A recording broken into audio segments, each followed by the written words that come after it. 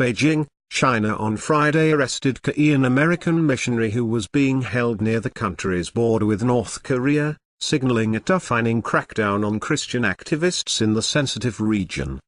Peter Hahn, 74, is being charged with embezzlement and counterfeiting receipts. His lawyer, Zhang Peihong, told Reuters.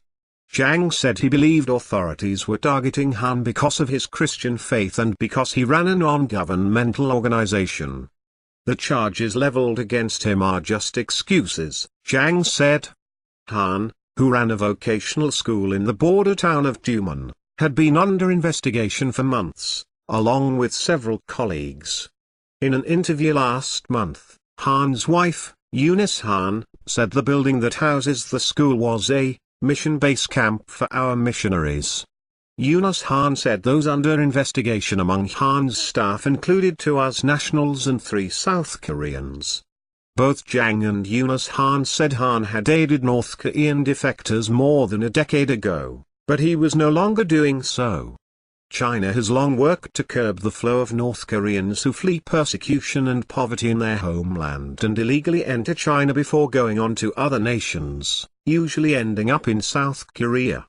A spokeswoman for the U.S. State Department said a U.S. consular official had visited Hahn in jail on Friday.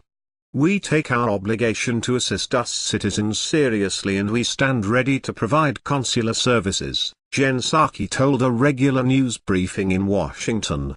In August, sources told Reuters hundreds of Christian missionaries had been forced out of China, most by having their visas refused, in a far-reaching crackdown. China said it was investigating a Canadian Christian couple who ran a coffee shop in Dandong, further south near the North Korean border, on suspicion of stealing state secrets. China's foreign ministry confirmed the charges against Hahn, but said he was criminally detained. Zhang said law enforcement authorities in Yanbian prefecture, where Hahn is being held, told him on Friday that Hahn had been formally arrested, a more serious status than criminal detention. Zhang said police had been allowing Hahn to see a doctor regularly. Eunice Hahn said her husband had diabetes and had 2 strokes this year.